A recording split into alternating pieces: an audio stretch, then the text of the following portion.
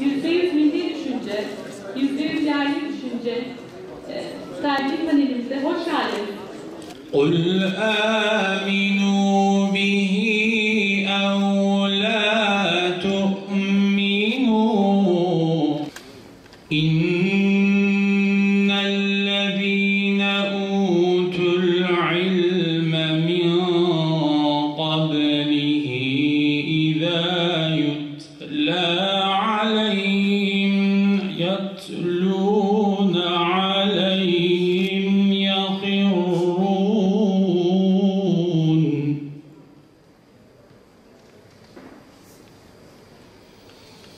إِذَا يُتْلَى عَلَيْهِمْ يَخِرُّونَ لِلْأَذْقَانِ سُجَّدًا. Şimdi bakın 90 saniyede Orta Doğu, Mısır İmparatorluğu'na başlıyor. Mısır İmparatorluğu, Hititler, şurada yıllar var, bir bakın. Milattan önce 721 yılı İsrail Krallığı kuruluyor. Asur İmparatorluğu, Babil İmparatorluğu, Pers İmparatorluğu, milattan önce 44 yıllarında İskender İmparatorluğu, Büyük İskender İmparatorluğu geliyor. Ve Roma İmparatorluğu milatlı yıllarda Bizans İmparatorluğu, Sasani İmparatorluğu, İslam devletleri, İslamiyet'in hakim oluşu, Selçuklu Devleti, Selçuklu'nun yıkılışından sonra Haçlı Krallıkları, Eyyubiler,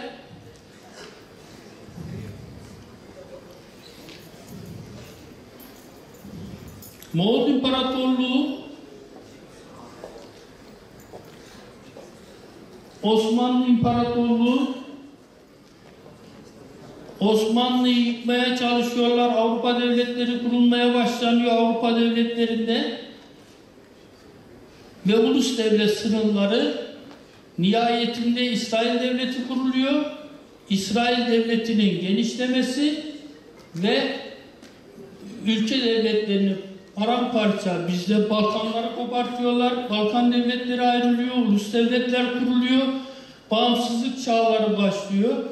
Yani bu haritada gördüğünüz gibi hakla batıl mı dersiniz artık dünyanın kuruluşundan beri dinler arası savaş mı dersiniz ne derseniz deyin bir savaş dünyada hakim oluyor ve büyük imparatorluklar kuruluyor. Sondan bir öncekini inşallah Batman'da gerçekleştiriyoruz. Sizleri fazla sıkmadan ben 17-15 dakika, Duygu Hanım benden sonra 17-15 dakika, sonra Sayın Cumhurbaşkanımızın Başdanışmanı Gülay Samancı hanımefendi İnşallah sunumlarını yaptıktan sonra varsa sorularınızı alacağız. Daha sonra da huzurlarınızdan ayrılacağız. Batman'ın, Avrupa'nın herhangi bir ülkesinden gelen ya da dünyanın herhangi bir ülkesinden gelen misafirlerin bayıldığı Batman'ın ciğerini, kebabını, tatlısını, yemeklerini yemeyip Subway, Mr. Funny, Burger King, Coca-Cola, Domino's, Red Bull, Pizza Hut gibi markalara gittiğimiz için bir sene içerisinde 50 milyar doları biz ne yapıyoruz? Direktman yurt dışına gönderiyoruz. Ne zaman sizin içerinizden birisi ayağa kalkıp sizin gibi düşündüğü zaman başına gelenler ortada. O yüzden yerli milli düşünce derken bir ırk söylemi değil arkadaşlar bu. Yerli milli üretim derken Batman'daki bir Ermeni ustanın üretmiş olduğu herhangi bir materyalin burada pazarlayıp sattığı zaman burada kalmasına biz yerli milli diyoruz. Yani bunun bir ırkı yok. Yani illa Türk'ün, Kürt'ün, Arap'ın üretmesine gerek yok. Bizim coğrafyada üretilip ürün bizim coğrafyada kaldığı zaman bizim için yerli düşünce, yerli üretimdir. Benim yerli üretim hikayem yaklaşık 3 yıl önce başladı. Bir gün kahvaltıda babamın zeytin çekirdeği yutması üzerine o dönem mühendislik yaptığım firmadan ayrılıp zeytin çekirdeğini araştırmaya başladım.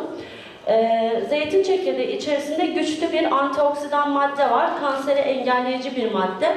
aslında Avrupa'da kanser tedavisinde kullanılıyor ve biz zeytin üretiminde dünyada 4. sıradayız. Her yıl yaklaşık 500 milyon ton kadar atık olarak zeytin çekirdeği atığını atıyoruz.